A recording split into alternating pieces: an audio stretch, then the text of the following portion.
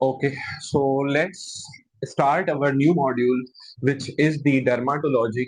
और ये मॉड्यूल हम hopefully with in 2 to 3 days हम खत्म कर देंगे। और इस मॉड्यूल को हमने क्या करना है, क्योंकि डर्मा है, अब डर्मा पढ़नी कैसे है, हम उस पे आते हैं सबसे पहले मॉड्यूल स्टार्ट करने से पहले। देखिए, डर्मा आपके कोर्स में भी है, जो 4th ईयर का आपका कोर्स है उसमें पेथो और मेडिसिन दोनों आपको पार्ट्स कवर करने हैं। And for USMLE also derma बहुत इंपॉर्टेंट है इन अ वे कि it connects with different systems. जब हम जो भी बीमारियां हैं पढ़ने लगेंगे, हमें अंदाजा होगा कि बहुत सारी ड्रग्स, बहुत सारी बीमारियां, बहुत सारे सिंड्रोम्स, बहुत सारी चीजें, बायोकेमिस्ट्री कनेक्ट होती है, इम्यूनो कनेक्ट होती है। तो इस वजह से डर्मा की बहुत छोटा तो है लेकिन स्टेप्स के लिए भी बहुत इंपॉर्टेंस है। और हाईली टेस्टेड एक वो माना जाता है सिस्टम, इन अ सेंस कि ये बहुत छोटा है लेकिन उस लिहाज से उसकी परसेंटेज ज्यादा है। पहली बात, क्योंकि आपके उसमें भी है तो इस वजह से भी थोड़ा सा ज्यादा इंपॉर्टेंट है। अब डर्मा करना ऐसे है कि देखें, डर्मा के लिए जो मोस्ट इम्पॉर्टेंट चीज है वो विजुअलाइजेशन है।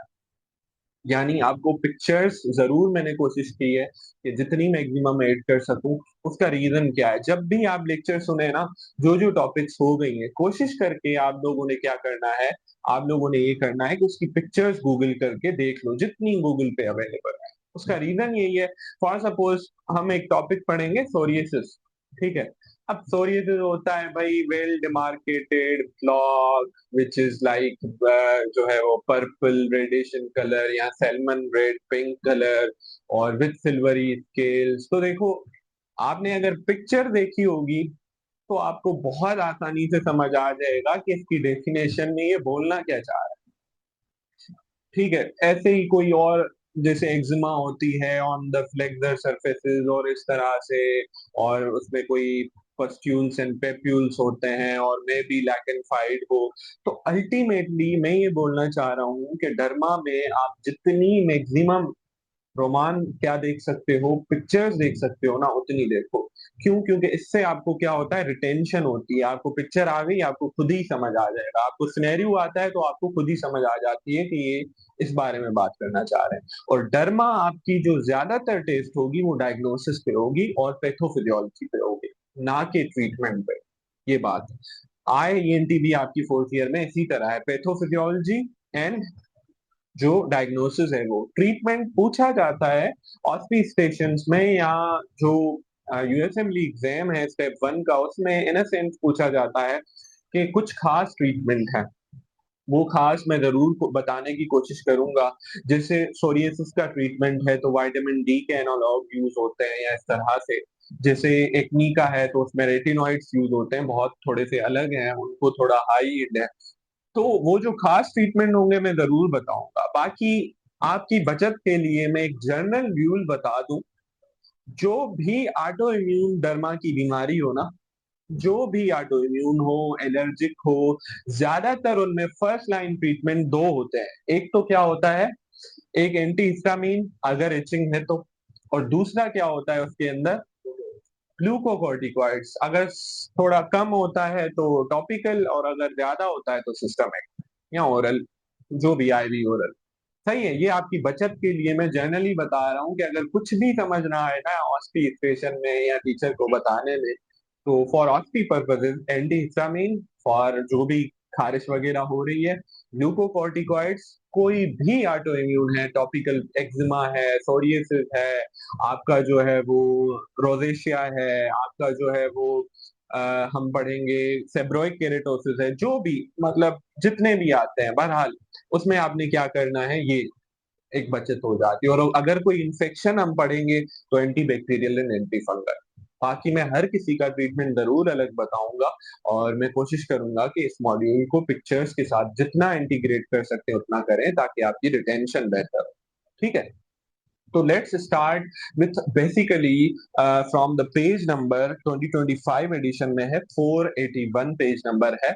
और हम इसमें क्या डिस्कस करेंगे कि देखें भाई, हमारी जो स्किन है ना, जमान बोल रहा हूँ, रोमान, देखें, सॉरी, रोमान, जो हमारी स्किन है ना, वो बेसिकली उसका फंक्शन बेसिक क्या है, क्या फंक्शन है?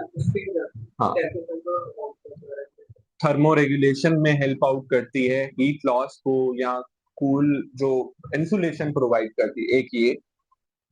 दूसरा, शाबाश, इन्फेक्शन से बचाती है। उस्मान को अब बताने दें कोई और फंक्शन। उस्मान।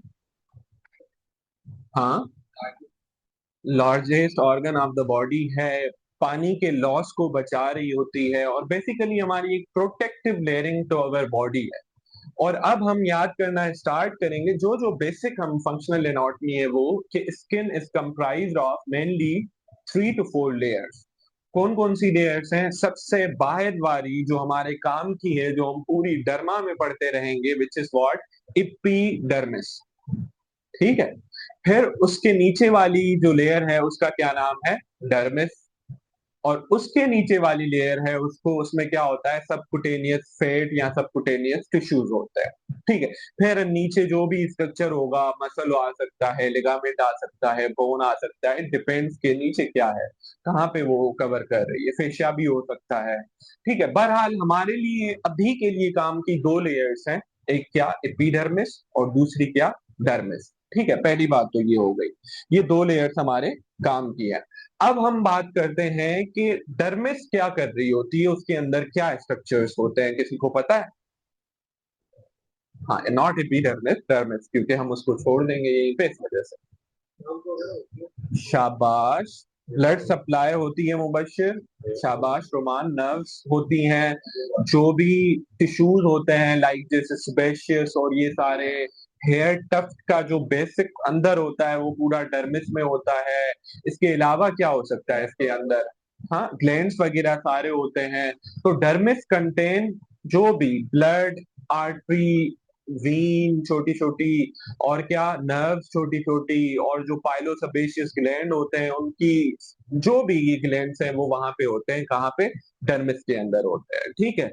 और अगर हम बात करें एपिडर्मिस की, जो क्या करती है, डर्मिस के बिल्कुल ही ऊपर होती है, जो कि outer layer of the skin होती है, उसको हम क्या बोलते हैं? एपिडर्मिस बोलते हैं, सिंपली बाहर वाली डर्मिस भाई।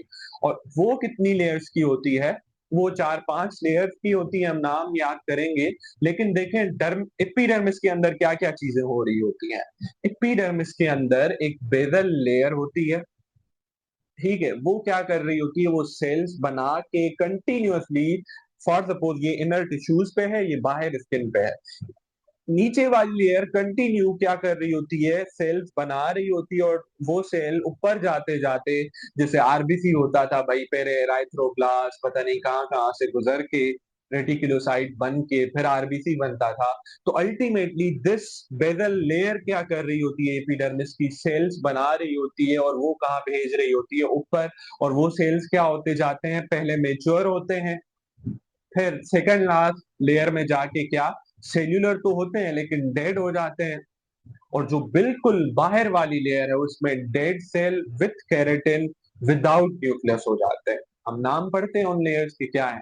एक ये काम हो रहा होता है। और वो कंटिन्यूअसली, हमें पता है कि हमारी स्किन उस्मान क्या हो रही होती है, शेड ऑफ हो रही होती है, नहीं बन रही होती, ये प्रोसेस चल रहा होता है। पहली बात। दूसरी बात क्या, कि हमने ये बात पढ़ी कि भाई इस लेयर में एक और चीज भी होती है। वो क्या होती है? ये जो हमारी स्किन के अंदर जो कलर है, जो कोई डिफरेंट, कोई थोड़ा सा डार्कर है, कोई लाइटर कलर है, कोई ज्यादा जो है वो वाइट कलर है, तो हमारी स्किन को बेसिकली क्या दे रहा होता है? स्पेशलाइज्ड सेल्स हैं जो कि क्या दे रहे होते हैं? पिगमेंट दे रहे होते हैं, रोमान। ठीक है। वो कौन दे रहे होते हैं, रोमान? मेलानोसाइट्स। शाबाश। और वो भी कहां पर होते हैं? इन दिस बेजल लेयर में वो क्या कर रहे होते हैं? मेलानोसाइट्स, मेलानोसोम्स, यानी वो बॉडीज बना रही होती हैं और वो कैरी आउट करती हैं अपवर्ड लेयर्स में। एंड अल्टीमेटली वो क्या कर रहा होता है? वो स्किन को पिगमेंट दे रहा होता है। अब इस पिगमेंट का फायदा क्या होता है, पता है? क्या फायदा होता है? यूवी लाइट से प्रोटेक्शन दे रही होती है ये। हमारी जो ये कॉर्निया, कॉर्निया का कलर होता है, आयरिस का कलर होता है, नॉट कॉर्निया, आयरिस का कलर होता है, वो दे रही होती है। ठीक है। हमारी जो, हम पढ़ेंगे फोटो रेटिना में कुछ तरह के फोटो रिसेप्टर सेल्स होते हैं, उनको कलर भी यही मेलेनिन की वजह से मिल रहा होता है। ये बात याद रखनी है। जो हमारे हेयर्स हैं इनको भी यही कलर इसी पैथवे से मिल रहा होता है। ये बात तो समझ में आ गई। ठीक है, अब हम बात करते हैं, क्या रोमान अभी से नींद शुरू हो गई? अब हम बात करते हैं किसकी? हम बात करते हैं कि उस लेयर के नाम क्या है जो एपिडर्मिस की लेयर है। हम थोड़ा फास्ट चलते हैं, चलो। ठीक है, उसके हमें नाम याद करने के लिए क्या न्यूमोनिक दिया हुआ है? एक बहुत अच्छा न्यूमोनिक दिया हुआ है, कम लेट्स गेट सनबर्न। सही है भाई। तो सबसे जो बाहर वाली लेयर है वो कौन सी है? स्ट्रेटम कॉर्नियम, फिर ल्यूसिडियम है, फिर गेट ग्रेन्युलोजम, फिर सन S for spinosum, and B for basalis. ये नाम क्यों याद रखना जरूरी है? अब मसला ये आता है कि हर लेयर के अंदर अपनी अपनी प्रॉपर्टीज हैं। कुछ जगह पे आपको, फॉर सपोज जो बेसमेंट लेयर है ये डर्मिस है, ये बेजल लेयर है। सही है। इस डर्मिस को ये जो बेजल लेयर से मिला रहे होते हैं वो एक स्पेशलाइज, एक क्या कनेक्शंस होते हैं, उनको हम क्या बोलते हैं? किसी को पता है? हेमीडेस्मोसोम्स। ये बात थोड़ी थोड़ी, अब हम आहिस्ता आहिस्ता थोड़ा सा कॉम्प्लेक्स में बढ़ रहे हैं। हेमीडेस्मोसोम बेजल लेयर को मिला रहे हैं, this is basal layer, this is dermis. इसको क्या मिला रहे हैं? बेसमेंट लेयर के साथ। डर्मिस के ऊपर क्या है? बेसमेंट लेयर है। ये जो बेजल लेयर है एपिडर्मिस की, कौन मिला रहा है? हेमीडेस्मोसोम। ये बड़ा काम का है हेमीडेस्मोसोम, आज बाद में आपको याद आएगा कि हाँ वाकई काम का था। फिर बेजल लेयर के बाद ऊपर कौन सी लेयर थी? ल्यूसिडियम या नॉट स्पाइनोजम या ग्रेन्युलोजम, मिसाल के तौर पे, मुझे भी चलो याद नहीं है, खैर है। जो भी बेजल लेयर के ऊपर जो सेल्स होते हैं उनको जो पकड़ के आपस में मिला के एक स्पेशलाइज वंस अगेन ऐसे कनेक्शन होता है, वो कौन सा होता है? डेस्मोसोम्स। ये बात आपने याद रखनी है। सही है। और जो हमने बिल्कुल ऊपर वाली लेयर पढ़ी थी वहां पे ज्यादातर क्या होते हैं? ए न्यूक्लिएटेड सेल, जो कॉर्नियम थी। और वहां पे क्या होता है? केराटिन मटेरियल जमा हो रहा होता है। तो अब मसला क्या, हम ये इतना क्यों, मैं इतना जोर लगा रहा हूं इन लेयर्स पे? बिकॉज हो क्या रहा होता है कि इनके अंदर ही पैथोलॉजीज आ रही होती हैं जो कि हम पूरी डर्मा के अंदर पढ़ रहे होंगे। अब कैसे? अब वो समझने से पहले हम कुछ टर्म्स पढ़ेंगे, लेयर्स के बारे में थोड़ा ज्यादा डिटेल में पढ़ेंगे थ्रू अ डायग्राम। और फिर हम थोड़ी सी एक बेसिक टर्मिनोलॉजीज ऑफ द, जो हम डर्मा की करेंगे, फिर हम अपनी डिजीज स्टार्ट करेंगे। तो आ जाए हम सबसे पहले कर लेते हैं हमारी जो क्या है, जो टर्म्स हैं वो बेसिक कर ले।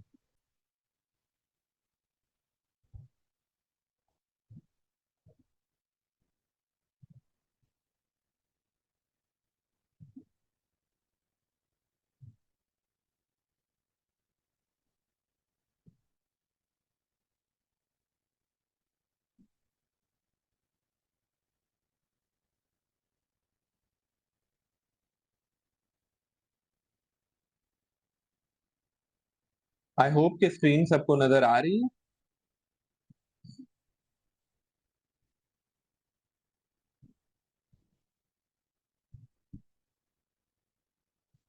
एक मिनट, एक मिनट, मैंने खुद बंद की, सिर्फ एक मिनट।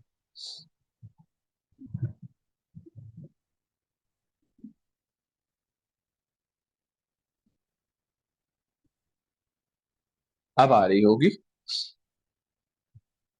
ठीक है। अब आप गौर से समझे इसको, ये वाली पिक्चर जो मैंने खुद मार्किंग भी की है ताकि आप लोगों के लिए आसानी हो, जिसपे फर्स्ट मार्क है। ठीक है, अब देखें, अब हम क्या पढ़ रहे थे? डर्मा की लेयर्स के बारे में। तो बहुत आसान है, हमें बस सिर्फ दो तीन चीजें इसके अंदर पढ़नी है, जो कि आप इनको भी दे दें ताकि आराम से देख लें। ठीक है, हमने दो तीन चीजें पढ़नी है। हमने सबसे पहले क्या पढ़ा? Come let's get sunburn. भाई देखें, सबसे बाहर वाली लेयर देखें, ऊपर देखें, जो स्ट्रेटियम कॉर्नियम है उसके अंदर क्या मिल रहा है? देखें, केराटिनोसाइट्स। और इन सेल्स के अंदर हमें कोई न्यूक्लियस नजर आ रहा है? नहीं। और ये सेल्स अपेरेंटली भी देखें हमें क्या मिल रहा है? एक डेड सेल्स की तरह मिल रहा है। और जैसे जैसे हम नीचे जा रहे हैं तो वो देखें सेल थोड़े से पिंक हैं, फिर उनके अंदर न्यूक्लियस भी है। तो ये कौन सी लेयर्स हैं? These are lucidum and granulosum. सही है, ये बात तो समझ में आ गई, इसमें इतना कोई खास नहीं है।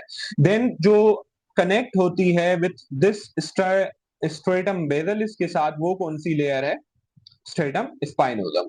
लाजमी नहीं है कि आपको एग्जैक्टली याद हो कौन सा सेल है किस तरह से है, बस ये सीरीज एटलीस्ट आप लोगों को याद हो। ठीक है, ये बेसिलस किस पे कनेक्ट हो रही होती है, ये जो ब्लू वाली आखिरी लेयर है वो कनेक्ट हो रही होती है डर्मिस के साथ, और इन दोनों के बीच में क्या होता है, एक यहाँ पे क्या होता है, एक बेसमेंट मेम्ब्रेन होती है वो इस जगह पे। सही है, ये बात समझ आ गई। स्ट्रेटम जो बेसिलस है उसके बीच और डर्मिस के बीच में एक क्या होती है, एक बेसमेंट मेम्ब्रेन होती है, बस इतना बताओ। अब let's start with this stratum bacillus से। ठीक है, हम क्या पढ़ते हैं स्ट्रेटम बेसिलस के अंदर, एक ही चीज हमारे लिए क्लिनिकली इंपॉर्टेंट है, वो क्या है कि इसको और ये जो बेसमेंट मेम्ब्रेन है, नॉट दिस, बल्कि ये जो बेसमेंट मेम्ब्रेन है इसको कौन कनेक्ट कर रहा होता है, मैंने आसानी के लिए आपके लिए लिख दिया है, क्या कनेक्ट कर रहे होते हैं, दीज हेमीडेस्मोसोम्स। ये बात समझ आ गई, इतना ही याद रखना है फिलहाल के लिए। ठीक है, उसके बाद अगर हम देखें स्पाइनोजम में क्या होते हैं, ये जो सेल्स आपस में इंटरकनेक्टेड हैं, ये ऐसे, फॉर सपोज ऐसे एक दूसरे से इस तरह से जो भी सेल्स कनेक्टेड हैं, इनको कौन कनेक्ट कर रहा होता है, दीज डेस्मोसोम्स। फिलहाल इतना याद रहेगा। ठीक है, थैंक यू। अब ये दो बातें तो हमें याद हो गई। अब कुछ और पैथोलॉजीज भी आती हैं, जैसे आपकी बुक में कुछ टर्म्स लिखे हुए हैं देन, वो टर्म्स क्या हैं, जैसे हाइपर केरेटोसिस, डिसकेरेटोसिस, पेरा केरेटोसिस है। इसके अलावा क्या लिखा हुआ है, फॉर सपोज हाइपर ग्रेन्युलोसिस और एकिन्थोसिस, इन सब का क्या मतलब है, ये हम इनको देख के हम समझेंगे। ठीक है, देखें स्ट्रेटम कॉर्नियम को देखें। सबसे पहले हमें क्या नजर आ रहा है स्ट्रेटम कॉर्नियम के अंदर, कोई भी न्यूक्लियस हमें नजर आ रहा है इसके अंदर, कोई भी न्यूक्लियस हमें नजर नहीं आ रहा। अगर ये न्यूक्लियस नजर आना शुरू हो जाएगा तो हमें क्या, उसको क्या बोलेंगे, वी विल कॉल इट पेरा केरेटोसिस। पहली बात ये, सही है, मैंने वर्ड भी वहां पे आसानी के लिए लिख लिया है। और ये पेरा केरेटोसिस किस में हो रहा होता है, फॉर सपोज सोरियसिस में हो रहा होता है। ठीक है, फिलहाल एक बार में आपसे ये टर्म्स याद भी नहीं होंगे, पेरा मींस रिटेंशन, याद कर लो। सही है, और हाइपर केरेटोसिस का क्या मतलब है कि बेसिकली क्या हो रही है, ये जो स्ट्रेटम कॉर्नियम है वो थिकेंड हो रही है। आप भले डायग्राम को देखते रहे, कोई मसला नहीं। सही है, क्या हो रहा है, स्ट्रेटम कॉर्नियम थिकेंड हो रही है, उसको क्या बोल रहे हैं, हाइपर केरेटोसिस, पेरा केरेटोसिस। ये दोनों हमें पता है कहाँ पे मिल रहे होते हैं, सेम उसी सोरियसिस में मिल रहे होते हैं। सही है, और हाइपर केरेटोसिस एक और जगह पे भी होता है, मैं आपको जरूर पिक्चर दिखाऊंगा। जब क्या होता है, एक जगह पे बार बार ट्रामा होता है ना, तो केलस फॉर्मेशन जो हो जाती है ना, मैंने एक पिक्चर शेयर की थी, आपको बाद में दिखाता हूँ, वहां पे भी हो रही होती है। ये जो गिटार वगैरह यूज कर रहे होते हैं बार बार जो, तो कैलसिस फॉर्मेशन होती है, उसको भी हम क्या बोलते हैं, this is what hyper keratosis simply means कि ये क्या हो रहा है, this is the what hyperplasia of the stratum corneum. Simple terms है। इसके बाद दूसरा एक और वर्ड आ रहा है कि वो क्या है, दिस इज डिसकेरेटोसिस। अब डिसकेरेटोसिस क्या क्या मतलब है, एबनॉर्मल केरेटिनाइजेशन हो रही है, बस इतना ही। इतने दो तीन टर्म समझ आ गए, याद पहली बार में नहीं होंगे, ऑफ कोर्स सी बात है। सही है, अब हम आते हैं स्ट्रेटम ग्रेन्युलोजम पे, वो क्या है, उसकी हो रही है सिंपली हाइपर ग्रेन्युलोसिस। सही है, कहाँ पे, स्ट्रेटम ग्रेन्युलोसिस में। तो बस जब उसकी हाइपरप्लेजिया हो रही है तो उसको हाइपर ग्रेन्युलोसम मिल रहे हैं, और ये कहाँ पे हो रही होती है, लाइकन प्लेनस में। हम दोबारा लाइकन प्लेनस में पढ़ेंगे कि उसकी पैथोलॉजी क्या है, हाइपर ग्रेन्युलोसिस है, दैट्स इट। अब हमारा इसके बाद सिर्फ आखिरी टर्म है, वो थोड़ा सा अलग है, वो क्या है, एकेंथोसिस।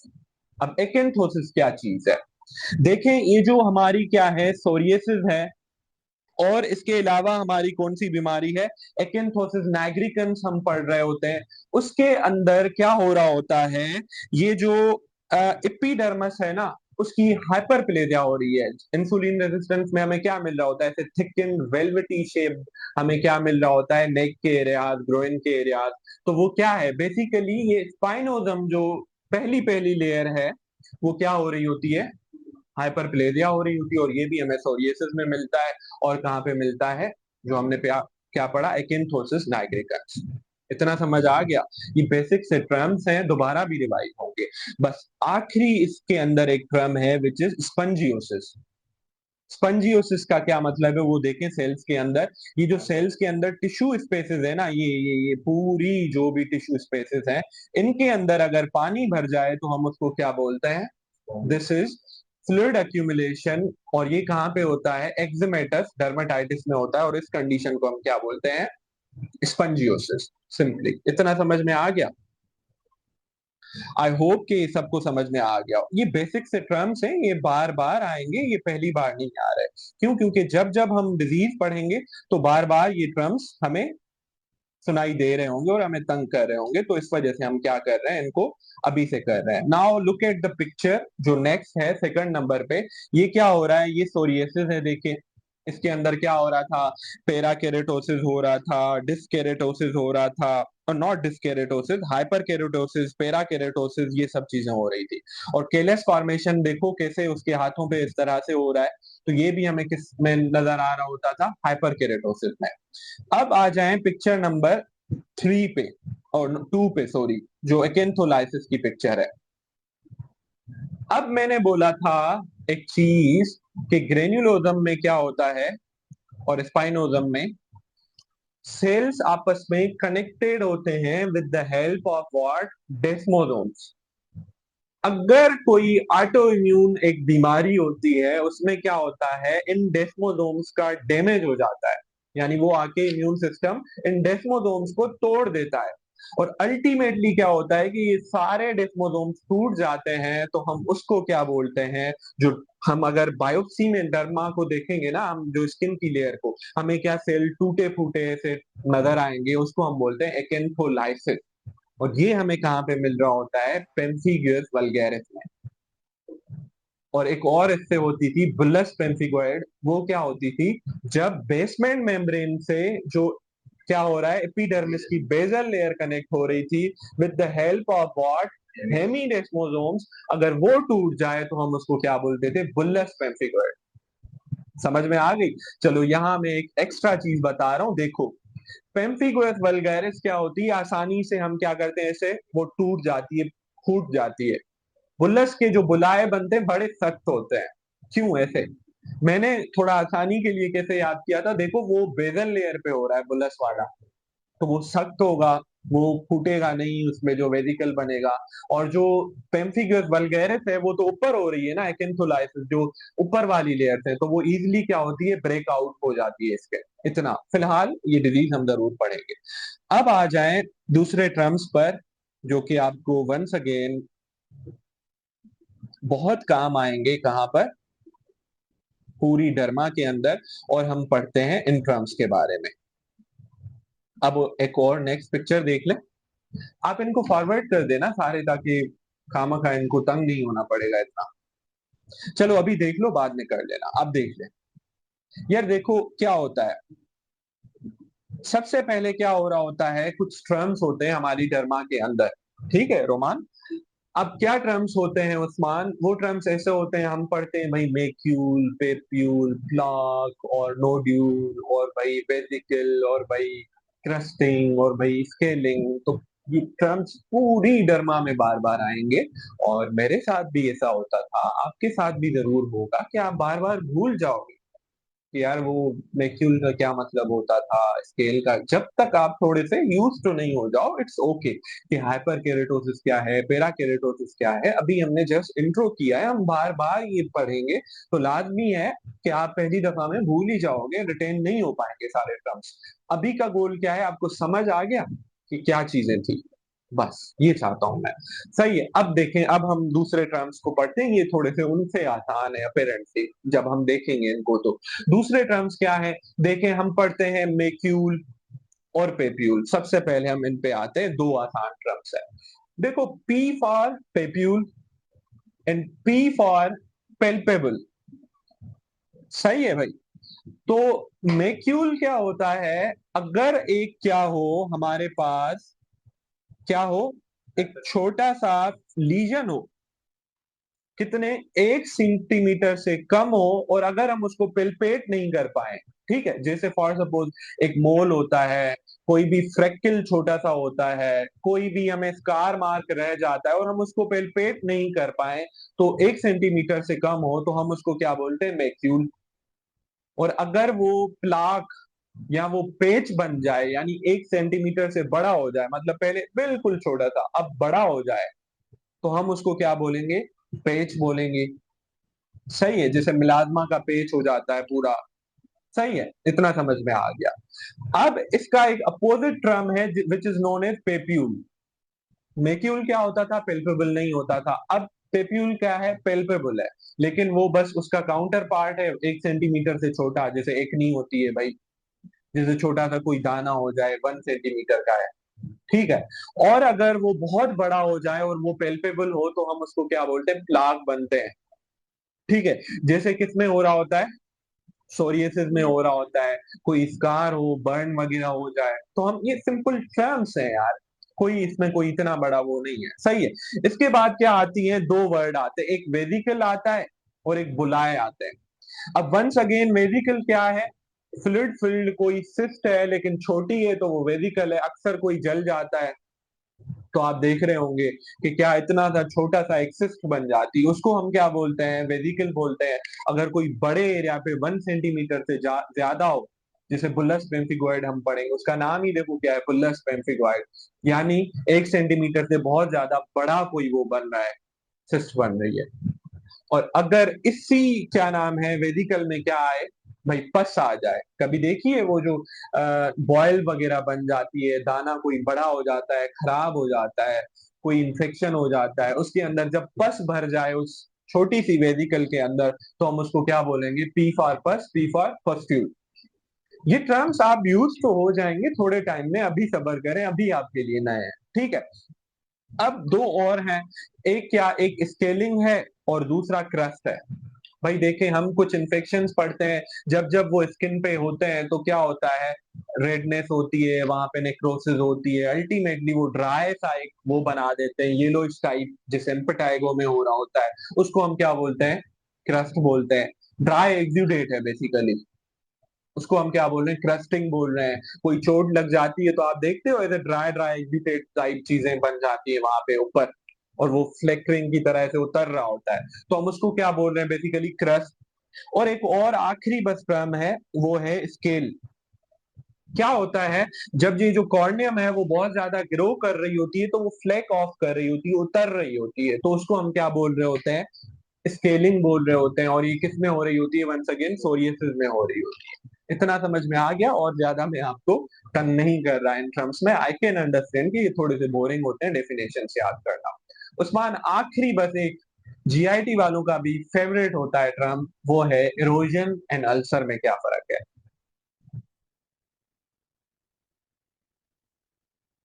कोई बताएगा? डेफिनेशन उनकी स्क्रीन पे तो लिखी हुई है। देखो, एपिडर्मिस का लॉस हो और एक्सपोजर हो जाए ना, कहाँ का? बेसमेंट मेम्ब्रेन या इवन डर्मिस का, तो उसको हम क्या बोलते हैं? अल्सर। और इरोजन क्या बोलते हैं? कि हाफ या 1/3 या क्या हो रही है, एपिडर्मिस लॉस हो रही है, but exposure of the basement membrane या डर्मिस नहीं हो रहा, तो उसको हम क्या बोलते हैं? इरोजन बोलते हैं। अब बस आखिरी पिक्चर है, ये देख लेते हैं थोड़ा सा, आप लोग भी देखो, सब लोग शाबाश। अब इस पिक्चर में देखो, ये क्या है? ये एक छोटा सा जो ए वाली पिक्चर है उसके अंदर हमें क्या नजर आ रहा है? ये छोटा सा एक मैक्यूल है। सही है, यानी मोल है बेसिकली। ये देखें, 1 सेंटीमीटर से कम। ये प्लाक बन जाता है जब क्या होता है? Not plaque, what would we say? Patch. सही है। तो अगर ये 1 सेंटीमीटर से बड़ा हो गया, बी में देखो ये वर्टिलिगो लग रहा है मुझे देखते हुए तो। सही है। सी में देखो क्या है? ये बेसिकली एंजियोफाइब्रोमास है। अगर आप यहाँ पे एक नी भी एग्जांपल ले सको तो ले सकते हो, ये इन्होंने थोड़ा कॉम्प्लेक्स एग्जांपल दे दिया। ये क्या है? मैक्यूल है, यानी 1 सेंटीमीटर से छोटे। फिर ये क्या है? ये मे बी सोरियसिस हो रही है या लाइकेनिफिकेशन हो रही है, बहरहाल। ये क्या है? देखें, ये क्या है? बहुत बड़ा सा पेच है और पेल्पेबल है, तो हम इसको क्या बोलेंगे? This is what? This is plaque. Plaque जो भी। ठीक है, ये समझ में आ गया। अब ये देखो, किसी को क्या हो रहा है? May be this is herpes infection हो रहा है, तो ये क्या? छोटे छोटे वेसिकल्स बन रहा है, और वो वेसिकल अगर बड़ा हो रहा है तो उसको हम क्या बोल रहे हैं? बुला, एफ में। सही है। और अगर इन छोटे वेसिकल्स में क्या? पस जमा हो रहा है इस तरह से, तो हम उसको क्या बोल रहे हैं? पस्ट्यूल। ठीक है। और ये जो एच इन्होंने दी हुई है ये मैं बताता हूँ, एक मिनट सिर्फ। इसके बाद क्या है, आए हैं, देखें इसके अंदर ये जो इन्फ्लामेशन हुई है उसमें ये सिल्वरी कलर के, देखें ये क्या हो रहा है, स्केल्स बन रहे हैं बेसिकली।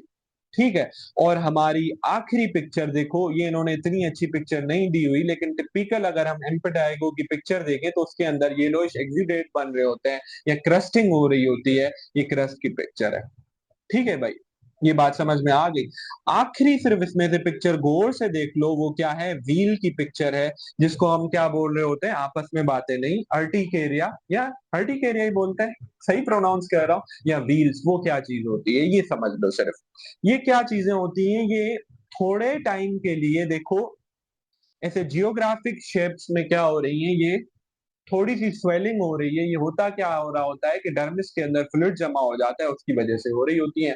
फिर 24 आवर्स से कम होती है तो अर्टिकेरिया या व्हील कहलाती है, हम डिटेल में पढ़ेंगे। बस यही था आपको तंग करने का सेशन, और हमारी पिक्चर्स मोस्टली खत्म हो गई। ठीक है। हाँ, बस फिलहाल के लिए इतनी ही पिक्चर्स हैं। अब हम नेक्स्ट जो है वो जरूर डिस्कस करेंगे, लेकिन अभी के लिए नहीं है हमारी। ठीक है।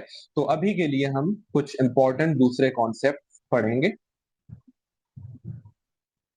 आप सब लोगों को समझ आ रहा है? अगर आ रहा है या बोर हो रहे हैं मुझे सिर्फ ये बता दें, बोरिंग टॉपिक सब खत्म हो गए, आप सबके लिए खुशखबरी है। क्योंकि देखें, जाहिर सी बात है, हमें पढ़ना तो पड़ेगा ना।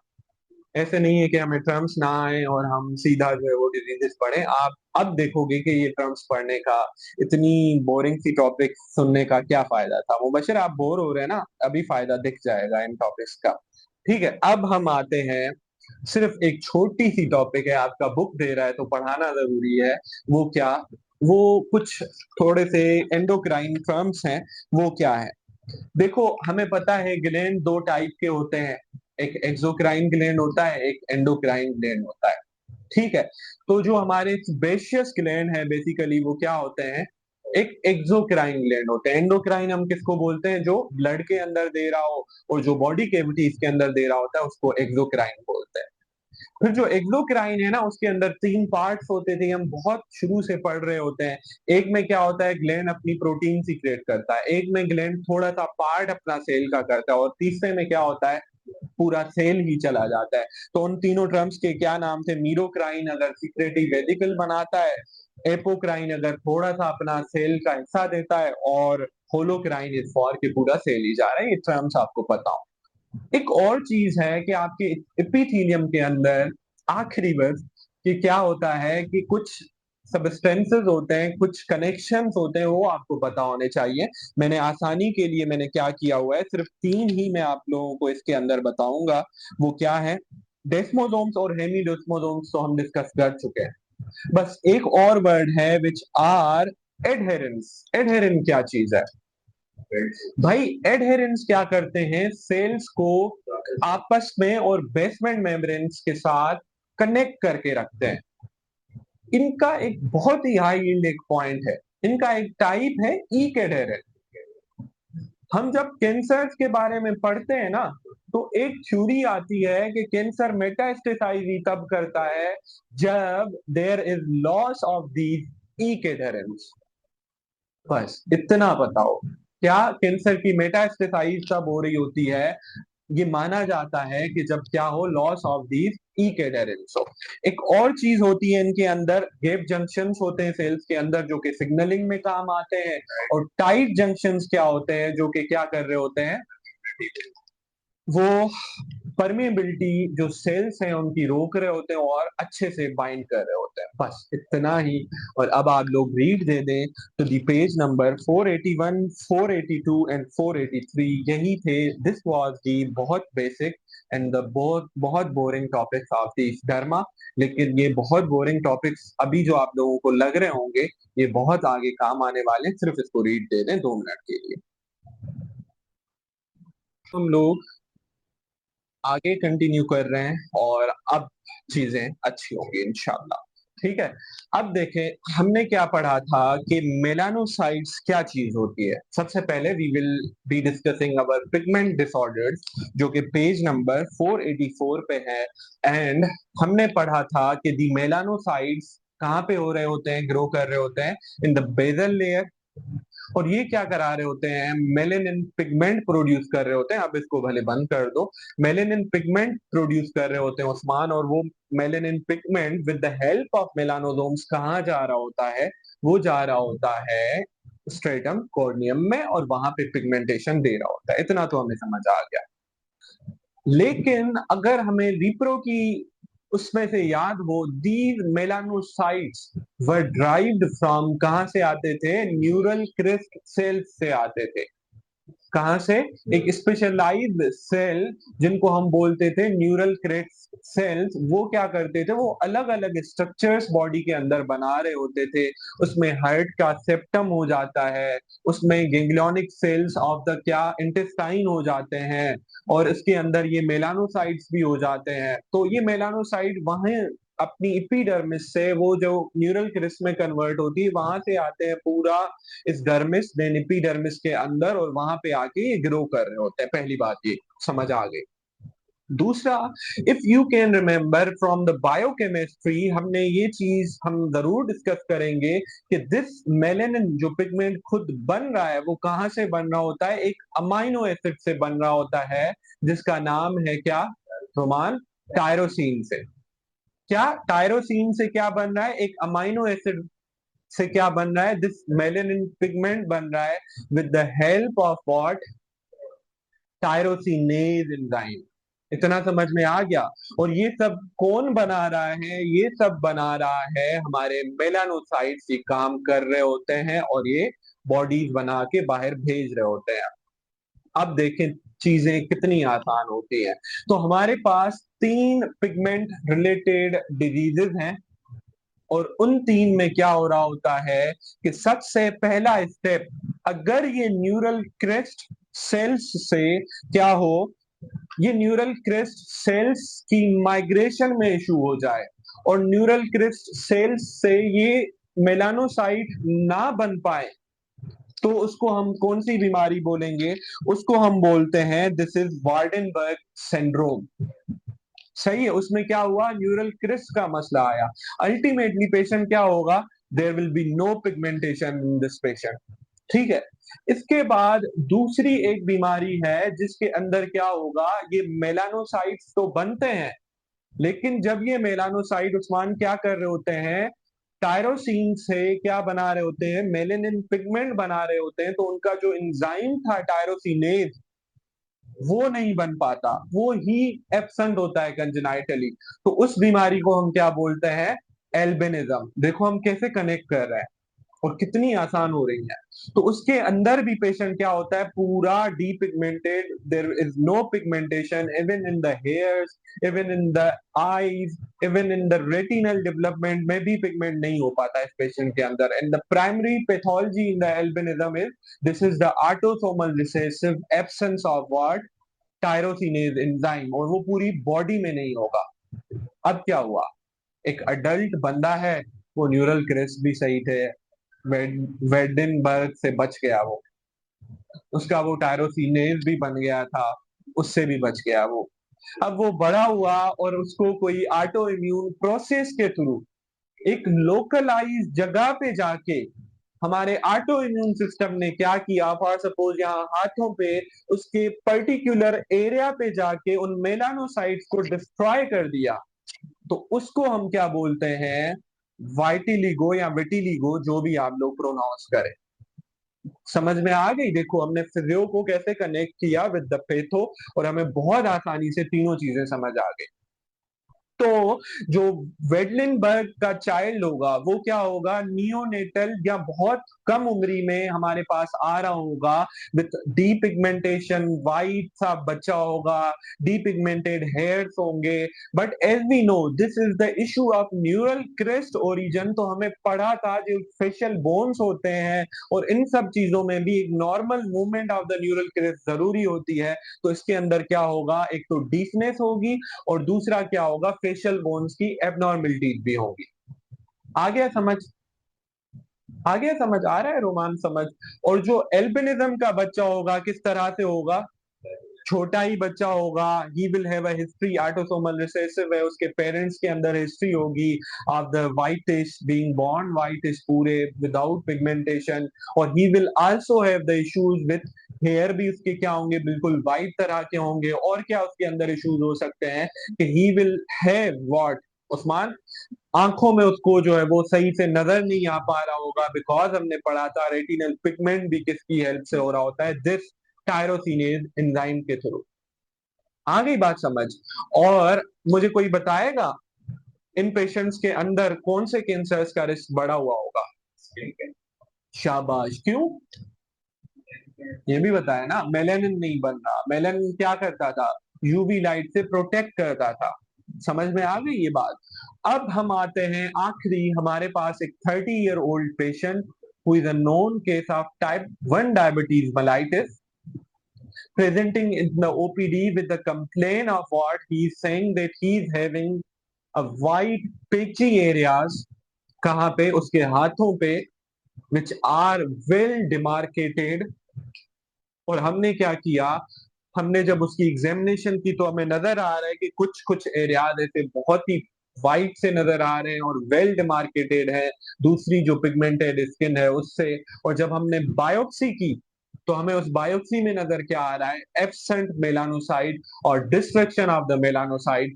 तो what is this? This is vitiligo. और इसके ट्रीटमेंट में हम क्या दे सकते हैं, चलो बताओ? ऑटो इम्यून है ना, तो हमने क्या दिया? इम्यूनोसप्रेसेंट या ग्लूकोकॉर्टिकॉइड्स। सही है, देखो ये फायदा था। अब समझ में आ गया? हाँ, ऐसे नहीं छोड़ता, मतलब कुछ कुछ लोगों में हो सकता है कि वो पिगमेंट रीगेन हो जाए, बट ज्यादातर उसका ट्रीटमेंट है।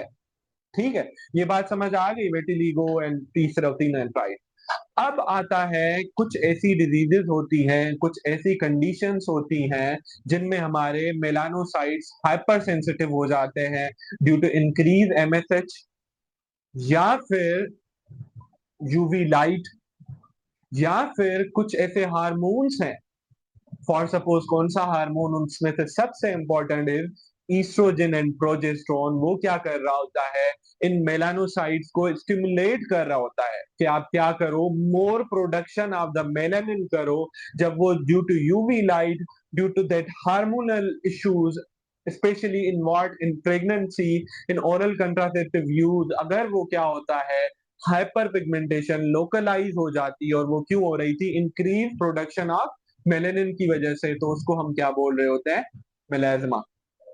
सही बोल रहा हूं मैं वर्ड? ठीक है भाई, समझ में आ गया? अब देखो, हाँ मैं दोबारा बता देता हूँ, देखिए क्या हो रहा है। हम पढ़ रहे थे ये सारे डीपिगमेंटेशन, अब एक हमने डिसऑर्डर क्या पढ़ा? हाइपर पिगमेंटेशन का। वो क्या था? उसका नाम था मिलाज्मा। और मैंने बोला कि मिलाज्मा तीन तरह के लोगों में हो सकता है। एक में जब एमएसएच ज्यादा हो। कोई बताएगा पुराना एक्सप्लोरर एमएसएच कब ज्यादा होगा? एसीटीएच जब ज्यादा निकल जाए। शाबाश, ठीक है। दूसरा मैंने क्या बोला कि आप प्रेग्नेंट पेशेंट्स में देख रहे होते हो जिसमें मास्क ऑफ प्रेगनेंसी भी हम बोल रहे होते हैं, या ओरल कंट्रासेप्टिव यूज में।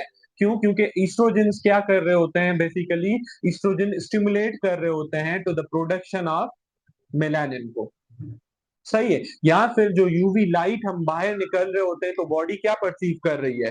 कि भाई इन्फ्लामेशन हो रही है। भाई क्या हो रहा है? यूवी रेडिएशन से डैमेज हो रहा है, तो बॉडी क्या करती है? More production of what? More production of these melanin, ताकि बॉडी को यूवी रेज से बचाया जा सके। तो ये तीनों चीजें क्या कराती हैं? Hyper pigmentation. और अगर वो हाइपर पिगमेंटेशन स्पेसिफिकली फेस वाले एरिया पे होती है तो इन द प्रेग्नेंट पेशेंट तो हम उसको क्या बोल रहे होते हैं? मास्क ऑफ प्रेगनेंसी एंड मिलाज्मा भी बोल रहे होते हैं। समझ में आ गई ये बात? ठीक है। आई होप कि आपको पिगमेंट डिसऑर्डर समझ में आ गए। तो हम अब क्या करें? आप लोग इसको रीड दें।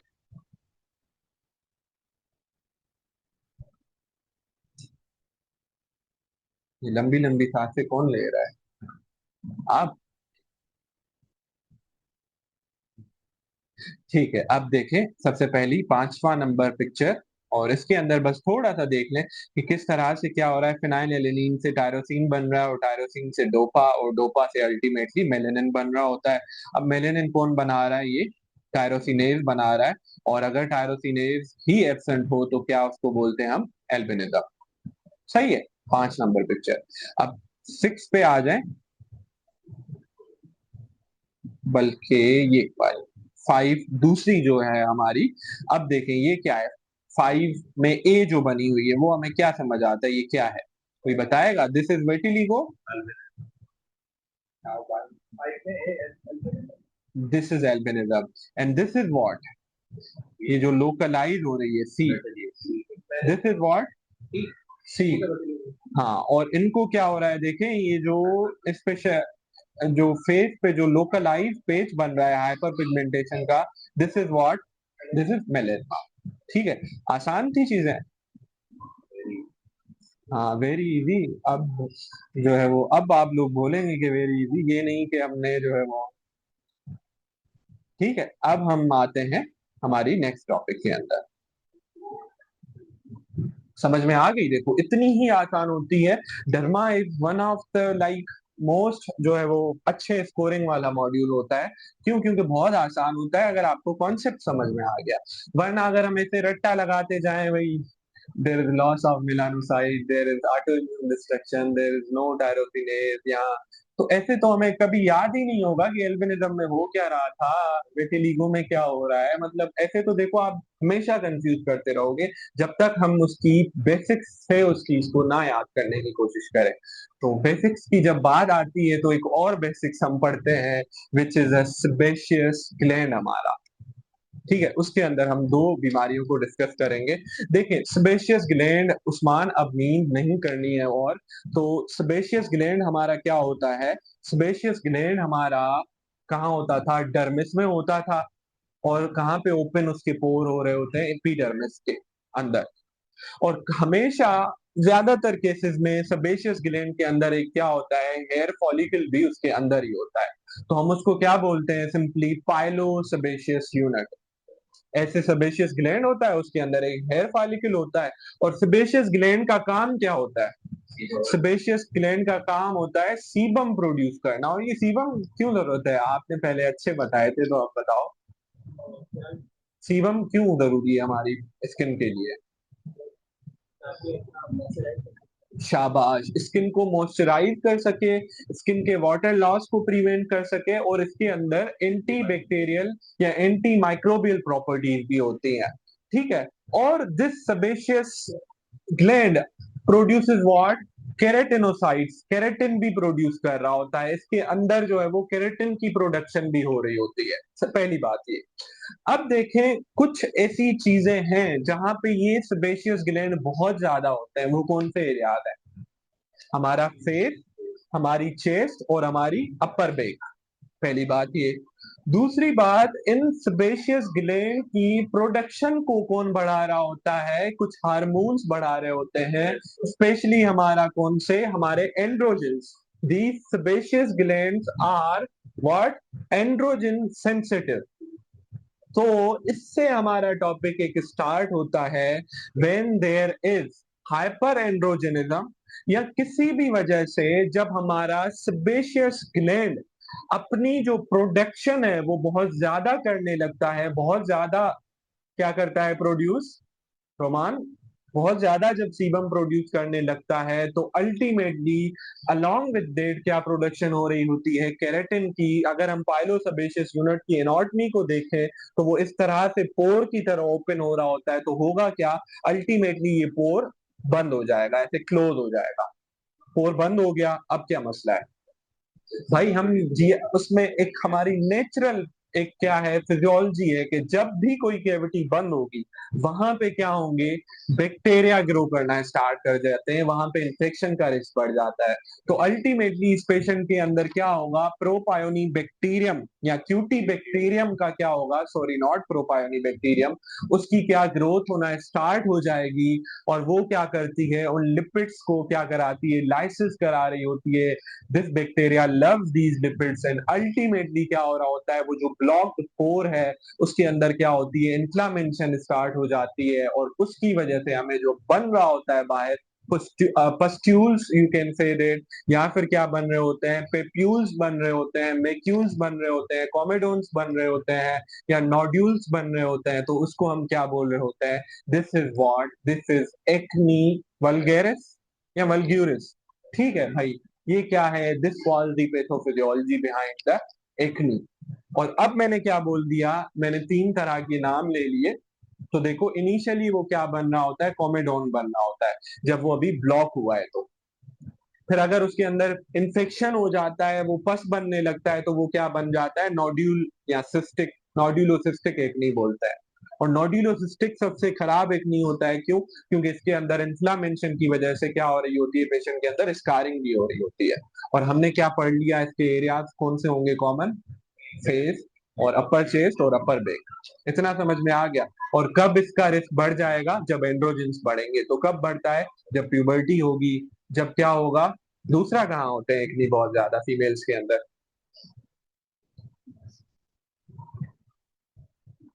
फीमेल्स के अंदर एक्नी बहुत ज्यादा होते हैं एक बीमारी के अंदर, शाबाश, पीसीओएस के अंदर। तो पीसीओएस में क्या हो रहा होता है, हाँ हाँ, PMO, subscribe to my channel, सही है। तो देखो उसके अंदर क्या हो रहा होता है, उसके अंदर भी एंड्रोजेंस की प्रोडक्शन बढ़ रही होती है।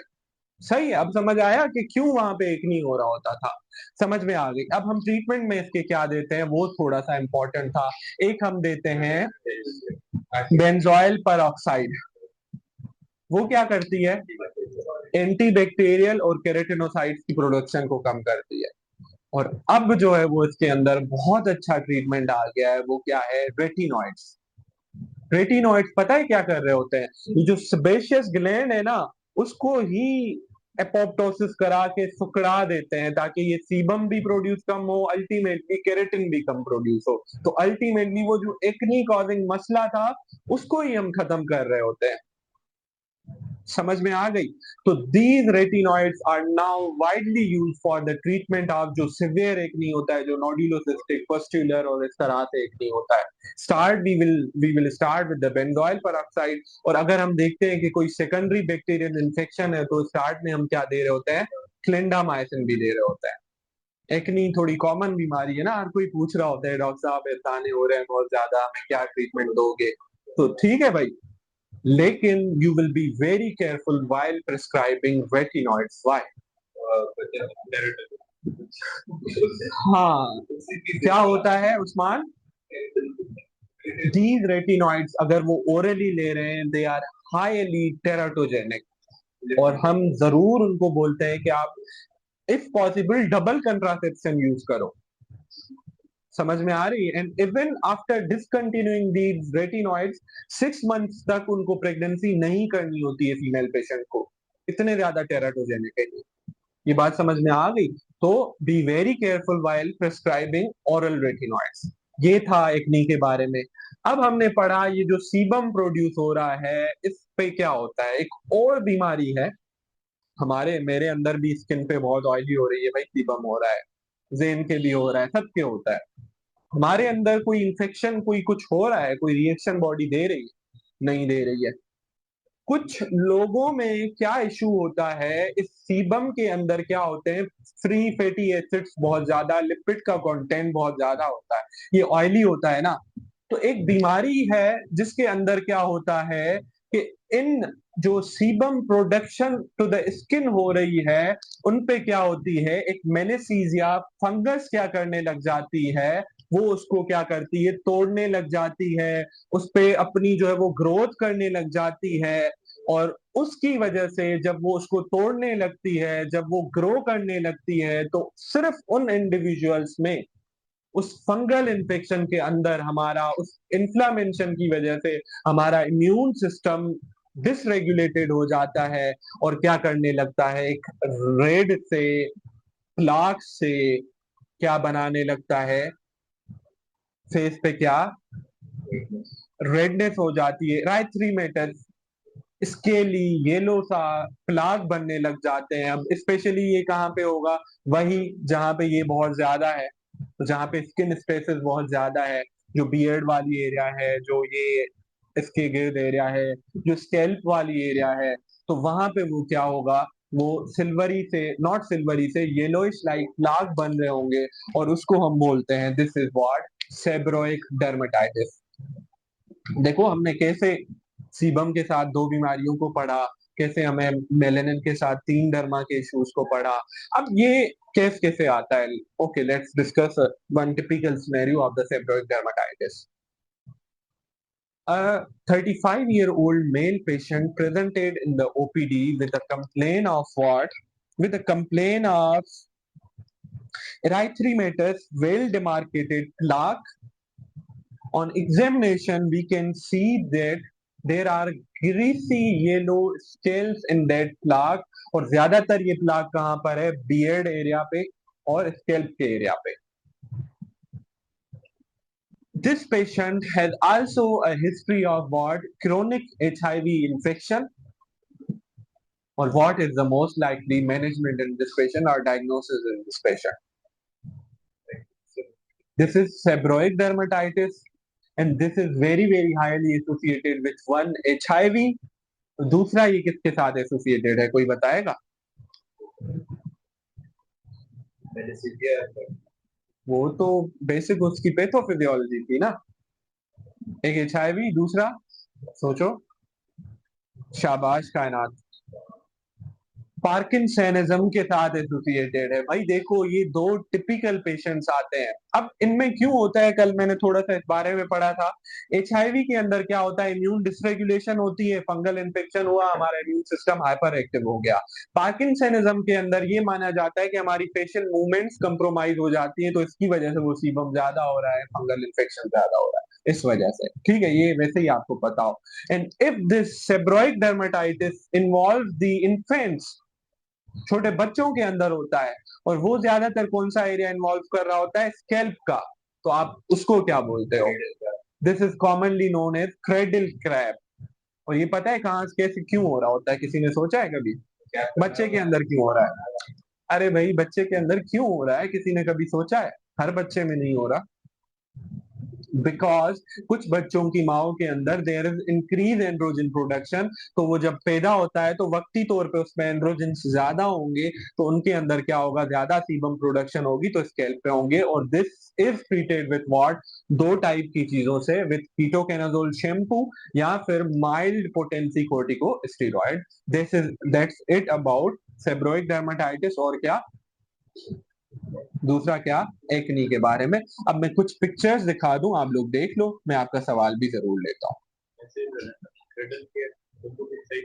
खुद ब खुद भी सही होता है। If the cradle crap is causing issues, तो फिर आप उसको माइल्ड पोटेंसी कॉर्टिकोस्टेरॉइड या कीटोकेनाजोल दे सकते हो।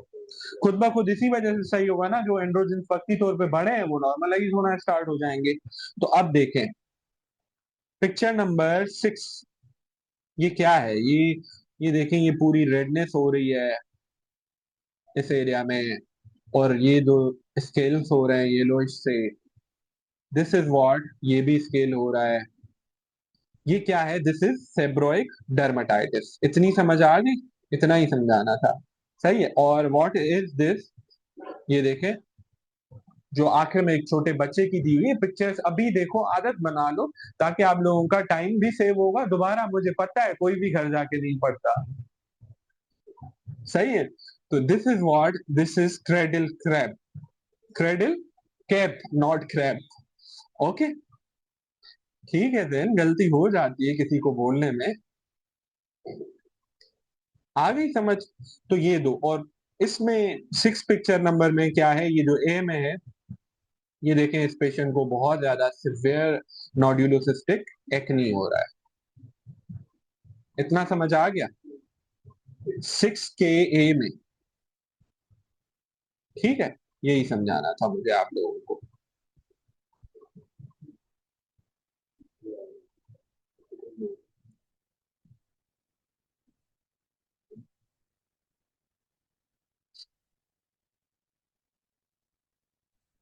अब आप लोग इसको भले रीड दे दें, आ रही है? ये जो 13 स्टूडेंट्स हमें ऑनलाइन ले रहे हैं, काइंडली सब एक बार बता दें, आपको समझ आ रही है डरमा या नहीं आ रही है? Okay, thank you so much. Pathophysiology में मैं इसलिए इतना डीप में जा रहा हूँ क्योंकि देखें हमें इसी तरह से समझ चले। स्पीकर, अब खैर दोनों जूम हो गए हैं। चले, अब हम स्टार्ट कर रहे हैं। हमारा जो नेक्स्ट टॉपिक है उसके अंदर हम क्या करेंगे कि हमारे पास एक क्या आया है, एक छोटा सा बच्चा आया है of like 2 year old or 5 year old child presenting with a erythematous pruritic, highly pruritic, oozing rays on his cheeks. ठीक है, and this child has a family history of what, asthma. और इस बच्चे को क्या रहता है, अक्सर आंखों से पानी बह रहा होता है, नाक से छींकें बहुत आ रही होती हैं। एक हमारे पास ये बच्चा है, डॉक्टर साहब इसको क्या मसला है, डायग्नोज करें। दूसरा एक हमारे पास बंदा आया है, ही इज 30 year old, ठीक है। और उसको जब हमने क्या किया, वो बोल रहा है मेरी जो क्या है अम्लाइकस है उसके बिल्कुल नीचे एक रेश सा बन गया है, और वो रेश अब क्या हो गया है, हाइपर पिगमेंटेड सा थिक सी स्किन बना ली है उसने, ठीक है। और ही इज लाइक कॉन्शियस कि डॉक्टर साहब ये क्या हो रहा है, ये मुझे जो है वो अभी 10-15 दिन हुए स्टार्ट हुआ है, लेकिन स्किन बड़ी थिकेंड हो गई है, बहुत बुरी लग रही है और मुझे चिंग भी होती है इसमें बहुत ज्यादा। दो ये केसेस आए हैं हमारे पास। और हमने इस पेशेंट से जब थोड़ी सी डिटेल्ड हिस्ट्री ली है, जो सेकंड वाला पेशेंट है, ही सेइंग दैट उसने जो है वो कुछ न्यू जीन्स भी ली है रिसेंटली, और उसने साथ में शॉपिंग में उसने बेल्ट भी एक नया लिया था, सही है, अबाउट अ मंथ अगो। ये आ गए हमारे पास दो पेशेंट, ठीक है। ऐसे खैर टिपिकल ये नहीं बोलते कि बेल्ट इसने नया लिया, वो पिक्चर से आपको मैं जरूर पिक्चर दिखाता हूँ, ये आप इतना कंफ्यूज हो रहे थे इस वजह से मैंने बोला। तो देखें, from here we will start our next topic which is atopic dermatitis, contact dermatitis, और दूसरी है एक हमारे पास इरिटेंट डर्माटाइटिस।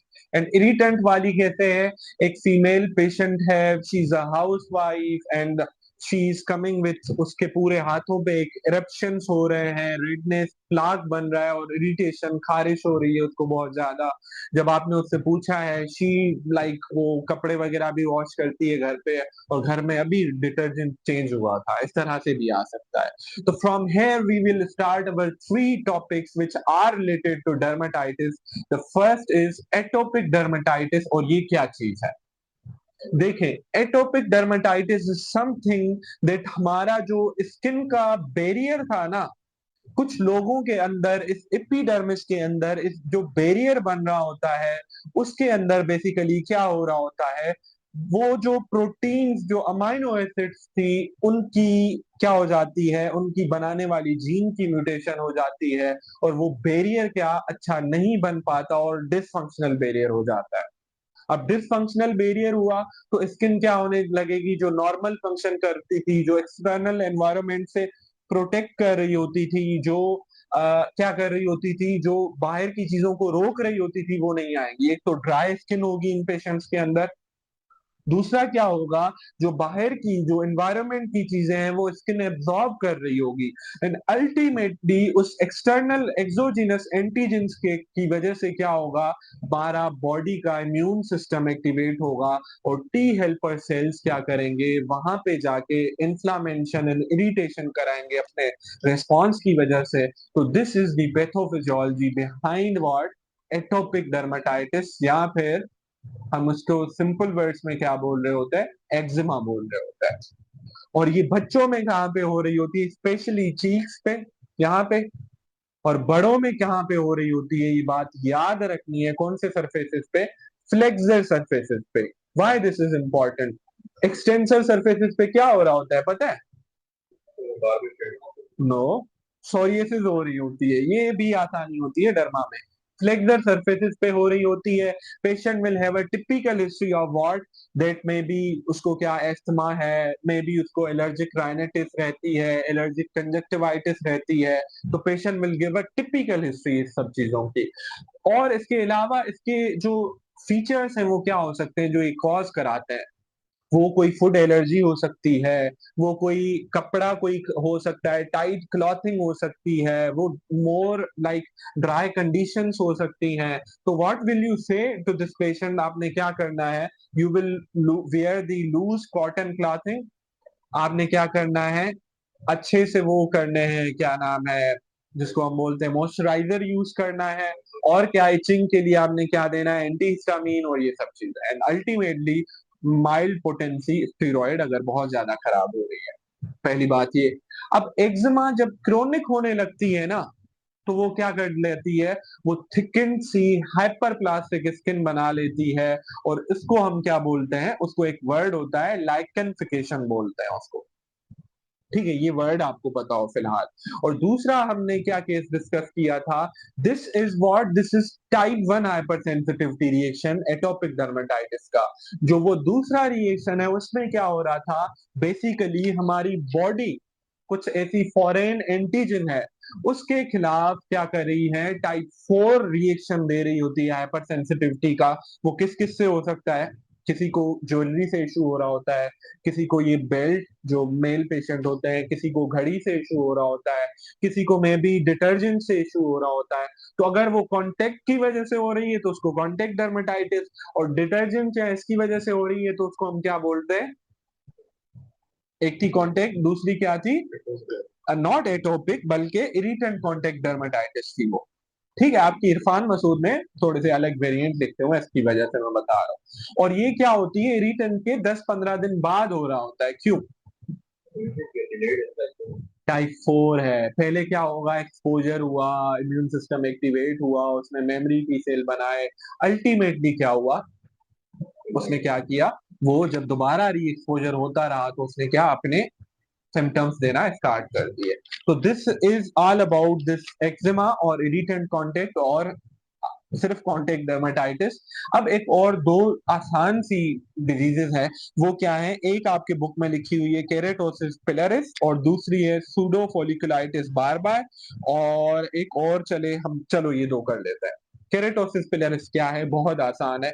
देखो हमने पढ़ा है कि हमारे फॉलिकल्स होते हैं, हेयर फॉलिकल्स, और अगर वो भी एक ओपनिंग होती है ना, अगर क्या हो, हेयर फॉलिकल के निकलने से पहले क्या हो, उसके अंदर क्या केराटिन प्लग हो जाए और वो ओपन ना हो पाए, छोटे छोटे छोटे छोटे जहां जहां पे हेयर फॉलिकल है वहां पे हमें बम्प्स नजर आए, तो दिस इज केराटोसिस पिलरिस।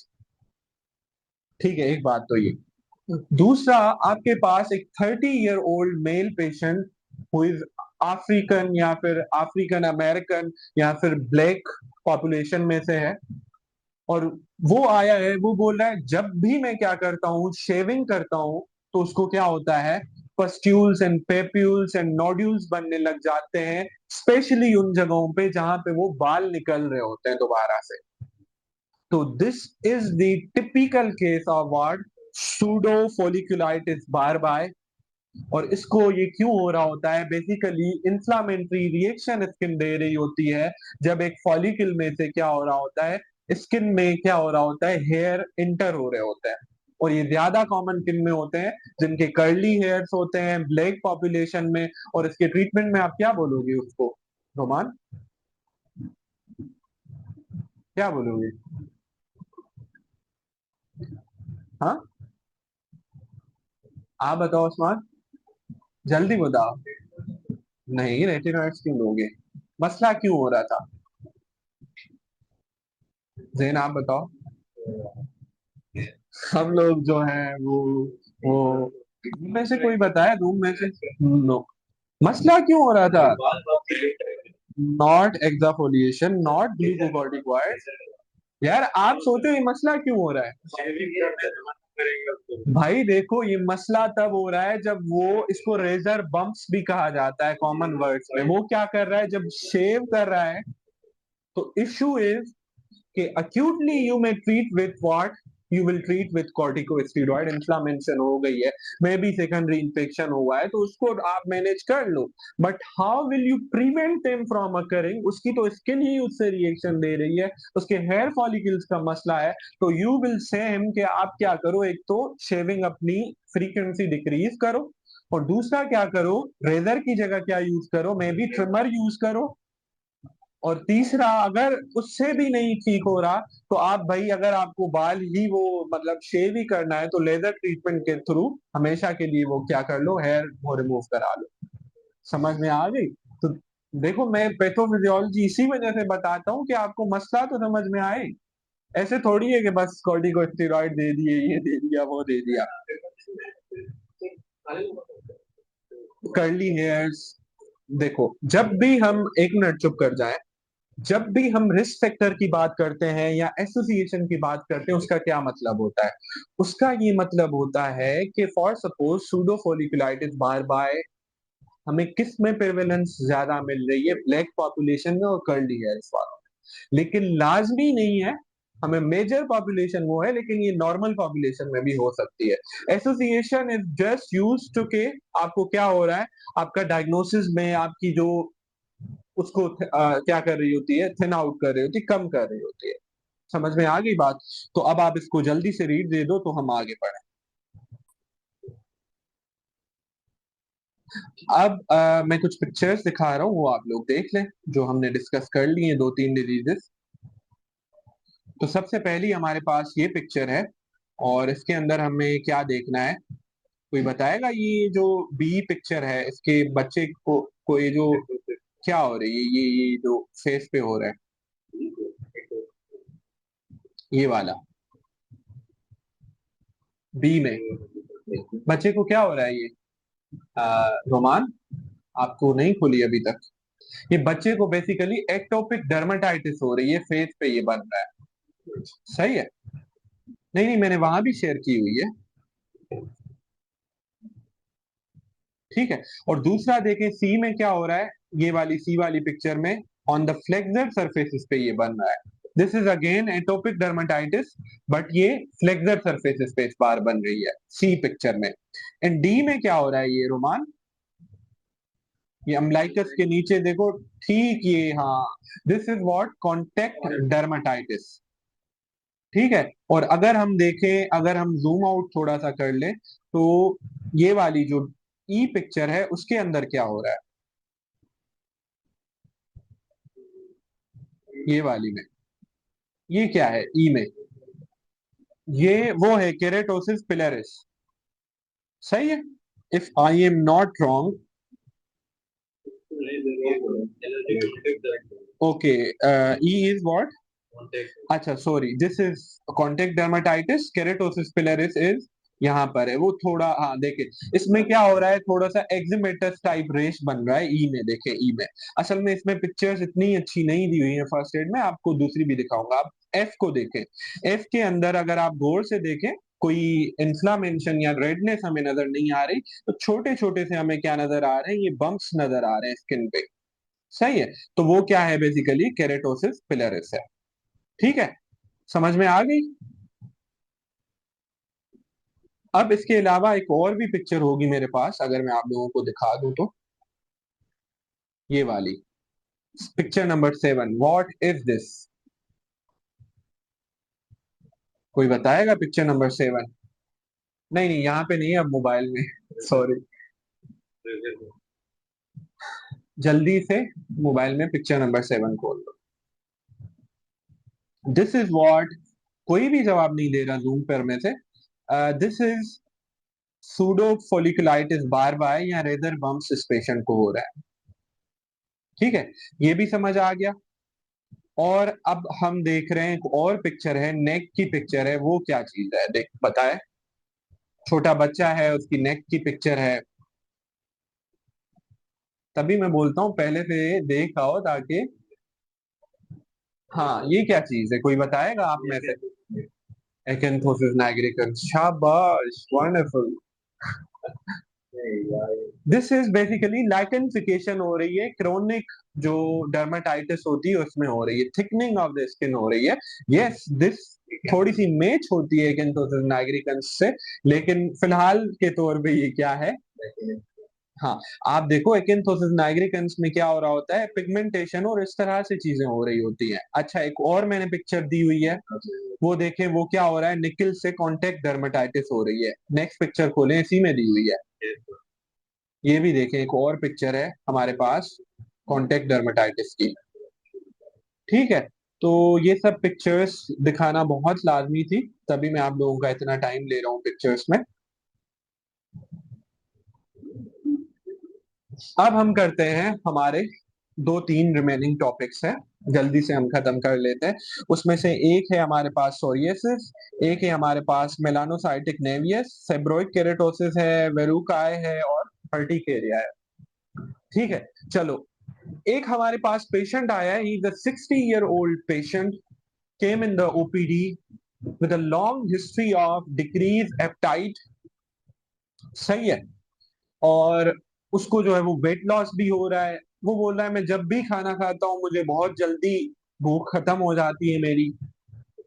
और इसके अलावा जब आपने उसकी बॉडी की एग्जामिनेशन की तो आपको बहुत सारे क्या नजर आ रहे हैं, कॉइन लाइक लीजन्स, जैसे स्टक ऑन अपेरेंस दे रहे हो, कोई 20-30 नजर आ रहे हैं उसकी बॉडी पे।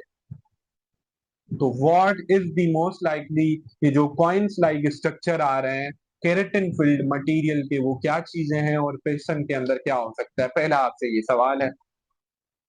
दूसरा, आपके पास एक पेशेंट आया है हु इज हैविंग एल्बोज पे और नीज पे, उस पेशेंट के अंदर क्या हो रहा है, एक pink colour salmon colour plaque सा बना हुआ है, और वो बोल रहा है कि मुझे जॉइंट पेन भी अक्सर रहता है। और जब आप उस प्लाग की एग्जामिनेशन कर रहे हो तो आपको क्या मिल रहा है, एक तो सिल्वरी स्केल्स मिल रहे हैं, और जब आप उसको ऐसे थोड़ा सा खींच रहे हो तो वो क्या हो रहा है, पिन पॉइंट उसके अंदर ब्लीडिंग हमें नजर आ रही है। और जब आप उसकी फर्दर एग्जामिनेशन कर रहे हो तो आपको नेल पिटिंग भी नजर आ रही है उसके अंदर। तीसरा, आपके पास एक पेशेंट आया है और वो एक पिगमेंटेड सा छोटा सा मैक्यूल बना हुआ है उसके, कहाँ पे, उसकी रिस्ट पे। और ही इज आस्किंग के डॉक्टर साहब ये क्या चीज है, आप उसको बोल रहे हैं this is the benign tumour of the melanocyte, जिसको हम नेवियस भी बोलते हैं या मेलानोसाइटिक नेवियस भी बोलते हैं। तो वो पूछ रहा है कि मुझसे जो है वो ये कहीं ये कैंसर तो नहीं हो सकता। तो आप उसको कुछ टर्म्स बताओगे कि वो डिफरेंशिएट करेगा कैंसर में से। तो ये तीनों टॉपिक लेट्स डिस्कस, कि हम करते हैं आहिस्ता आहिस्ता एक एक करके। द फर्स्ट थिंग वाज, हमारे पास जो पेशेंट आया था उसको जो हमें स्टक ऑन अपेरेंस मिल रही है, दिस इज व्हाट सेब्रोइक केरेटोसिस। और ये क्या चीज है, ये बेसिकली ये हो रहा होता है कि जो हमारी जो इपिथीलियल प्रोलिफरेशन हो रही होती है ना, हमारी इपिथीलियम किस चीज की बनी हुई है, एपिडर्मिस की, स्क्वेमस इपिथीलियम केरेटिनाइज होती है। वो लोकलाइज उसकी क्या होती है, इस तरह से हाइपरप्लेजिया हो जाती है, और लोकलाइज एक क्या, कॉइन लाइक लीजन, जो कि stuck on appearance, stuck on appearance मतलब आपको ऐसे लगेगा जैसे ये चिपका हुआ है, वो बना रहा होता है। और ये 2, 3, 5, 6 नॉर्मली इंडिविजुअल्स में हो रहे होते हैं जैसे वो एज हो रहे होते हैं। बट अगर हमें मिल रहे हैं ये बहुत सारे और अचानक से डेवलप हो रहे हैं किसी पेशेंट के अंदर, तो उसको हम बोलते हैं लेसर ट्रेलेट साइन। और ये बहुत हाई यील्ड है, this is very very highly associated with what, gastric malignancy. तो मैंने जो टिपिकल केस बताया उसको क्या था, गैस्ट्रिक कैंसर था, अर्ली सटाइटी, वेट लॉस थी, और उसके अंदर हमें क्या मिल रहा था, दिस लेसर ट्रेलेट साइन, बहुत सारे सेब्रोइक केरेटोसिस नजर आ रहे थे। इसकी ये बहुत बड़ी क्लिनिकल सिग्निफिकेंस है। और अगर एक दो है तो आप क्या करोगे, पेशेंट को समझा दोगे कि भाई कोई मसला नहीं है। ठीक है, व्हाट जस्ट हैपेंड, अच्छा हमारी कैमरा बंद हो गई थी। तो होगा क्या, एक तो ये this is what Leser Trelat sign, ये समझ में आ गया। अदर केस वाज जो सिल्वरी स्केल थे और वो था वो, देखो अब होता क्या है, अब कुछ लोगों के अंदर हमारा ऑटो इम्यून सिस्टम क्या कर रहा होता है, हमारी एपिडर्मिस को बेसिकली हाइपर स्टिमुलेट कर रहा होता है, और उसके जो जो भी केराटिनोसाइट प्रोडक्शन वाले सेल्स थे उनकी क्या करा रहा होता है, अल्टीमेटली हाइपरप्लेजिया करा रहा होता है, जिसमें हम क्या पढ़ रहे थे, हाइपर केरेटोसिस, पेरा केरेटोसिस, ये सब इश्यूज करा रहा होता है। अल्टीमेटली क्या, वो किस में बन रही होती है, उसकी स्केलिंग हो रही होती है, और this is all carried by our what, auto immune system, जिससे क्या हो रही है, केराटिनोसाइट्स की प्रोडक्शन बढ़ रही है, और वो कहाँ पे हो रही है, दिस एल्बो यानी एक्सटेंसर सरफेसेस पे। तो दूसरा केस हमने किसका डिस्कस किया था, it was psoriasis, which is an auto immune बीमारी, जिसमें हमारे टी सेल्स क्या कर रहे होते हैं, हमारे एपिडर्मिस सेल्स को हाइपर प्रोलिफरेशन करा रहे होते हैं, और this is highly associated with what, with psoriatic arthritis, और ये किसके साथ एसोसिएटेड है, ये नेल पिटिंग हमें मिल रही होती है। और इसके अंदर हमने एक बात पढ़ी थी, इसको जब हम ऐसे खींचते हैं तो हमें पिन पॉइंट ब्लीडिंग मिल रही होती है। ये पता है क्यों? क्योंकि वो जो स्पाइनोदम और ग्रेन्युलोदम वाली लेयर है ना, वो बहुत पतली हो जाती है इसके अंदर। अब पतली हो गई तो वो डर्मिस जो थी इतनी थी, अब क्या हो जाती है, बहुत करीब हो जाती है एपिडर्मिस के पास। तो हमने क्या किया, उसकी जैसे स्किन खींची, तो डर्मिस में क्या होता था, वेसल्स होती थी ना, वो क्या हमें पिन पॉइंट, जब ये ब्लीडिंग नजर आती है उसको हम क्या बोलते हैं, ऑस्पिट्स साइन। सही है। एक और चीज कि जहां जहां ट्रॉमा होता है ना, ये यहाँ पे एल्बोज में, नीज में क्यों हो रहा है, कभी किसी ने सोचा है? सोरियसिस का ये मसला होता है, एक कोबनराइजेशन या कोबनराइजेशन, इस तरह का कोई एक वर्ड आपकी बुक में लिखा हुआ है, कोबनर फिनोमिना लिखा हुआ है। होता क्या है, जहां जहां पे ये ट्रॉमा हो रहा होता है ना, फ्रिक्शन हो रही होती है, वहां पे इसके प्लाग बन रहे होते हैं। तो देखो, अब मैं बैठा ही हुआ हूं, तो चेयर पे दोनों क्या आ रही है, दोनों एल्बोज, नीज कहाँ लग रहा है, तो इस वजह से ये इन जगहों पे बहुत ज्यादा कॉमन होता है। अब इसके ट्रीटमेंट में हम क्या करते हैं, हम इसके ट्रीटमेंट में हम यूज करते हैं विटामिन डी के एनालॉग, कॉर्टिकोस्टेरॉइड। पता है विटामिन डी क्या कर रही होती है, विटामिन डी केराटिनोसाइट्स की प्रोलिफरेशन को रोक रही होती है। फिर अल्टीमेटली अगर वो भी नहीं, तो एक थेरेपी आती है PUVA, UVA light along with psoralen दे रहे होता है, या फिर टार विथ यूवीए लाइट दे रहे होते हैं। अब इसका क्या यूज है वो मेडिसिन में आप लोग पढ़ लीजिएगा थोड़ा सा, ठीक है, कुछ तो आप लोग भी पढ़ ले। सही है। अब बस आखिरी है आज का, जो मैंने क्या आखिरी केस कोई शायद डिस्कस किया था, it was about that melanin वाला, आज का आखिरी टॉपिक वही है।